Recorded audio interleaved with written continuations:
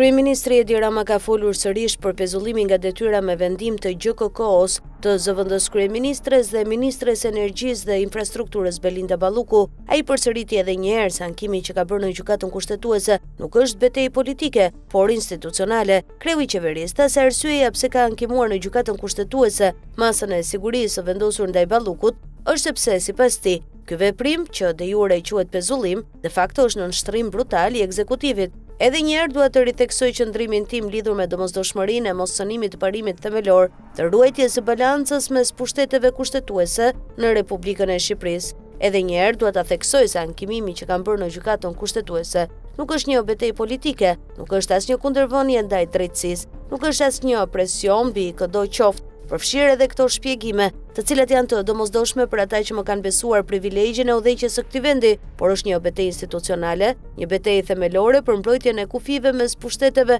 dhe për mos lejimin e marrjes së kompetencave ekskluzive të kryeministrit, qeverisë dhe parlamentit nga një prokurore e një gjykatës, një precedent kërcënues për demokracinë, në kuptimin më të drejtpërdrejtë të fjalës dhe krejt i panjohur në Europë dhe në krejt botën demokratike. Ky veprim që de jure quhet pezullim, por de facto është në nënshtrim brutal i ekzekutivit, sjell përdit pasoja pas pasojash, tha Rama. Si argument të ri të pasojave që sjell pezullimi i Ballukut në qeverisjen e vendit, kryeministri Rama solli edhe bllokimin e punës së Autoritetit Rrugor Shqiptar dhe Korporatës Elektroenergjitike Shqiptare, pasi dy drejtorët përkatës të këtyre dy institucioneve ndodhen arrest shtëpie me kërkesë të SPAK dhe vendim të GKK-s. Numri 1 i ekzekutivit thotë se i vetmi ministër në kabinetin qeveritar që mund të emërojë drejtuesit e ri të ARSH dhe KESH është ministri i Energjisë dhe Infrastrukturës, por që momentalisht është në pamundësi për të ushtruar detyrën. Arsyeja pse unë ndaj disa shembuj me publikun është për të kuptuar deri në fund se çfarë ka ndodhur, çfarë po kalojmë dhe çfarë po përpiqemi dhe po përpiqem të bëj.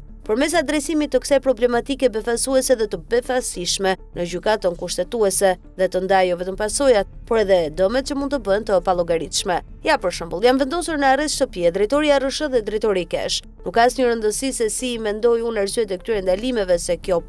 është punë e prokurorit dhe e gjykatësit, për sa kohë siç janë konstatuar me shqetësim më shumë se sa një herë, autoritetet e Këshillit të Europës, paraburgimet e arrestet e shtëpisë pa gjyq janë bërë buke djathtë në Shqipëri. Por fakti është se ata nuk jetojnë në gjendje të lirë dhe kështu cila është pasoja? Pasoja është se lihen pa kokë edhe dy institucione të tjera kyçe për vendin, të cilat mbulojnë infrastrukturën kombëtare të rrugëve dhe infrastrukturën kombëtare të energjisë. Mirë po, pse kjo pasojë tani është e lidhur drejt për drejt me pezullimin dhe pse kjo pasojë tani bëhet e pariparueshme për sa kohë pezullimi, jo vetëm antidemokratik, por edhe alogjik i një antari të kabinetit, e bën të pamundur zëvendësimin e tyre, pasi ligji nuk ja jep as kujt tjetër, përveç autoritetit ekzekutiv të ministrit, edhe të drejtën e këtyre emërtesave, kaq e thjeshtë është pse ministri nuk mund të pezullohet si të ishte një funksionar publik i çfarëdo lloji niveli tjetër. Ka një devizë, ne e kemi ndjekur si postulat, mos ndërhyj në punët e drejtësisë, por nga ana tjetër kjo ndërhyrje brutale në trupin e qeverisë është një këmban alarmi që duhet dëgjuar deri në fund për të mos u përsëritur më kurrë. Dhe kështu, duke ndihmuar njëri tjetrin dhe duke rivendosur në pozicionet kushtetuese njëri tjetrin, ndihmojmë Shqipërinë, ndihmojmë konsolidimin dhe modernizimin e shtetit shqiptar. Rama në podcastin e tij flasim.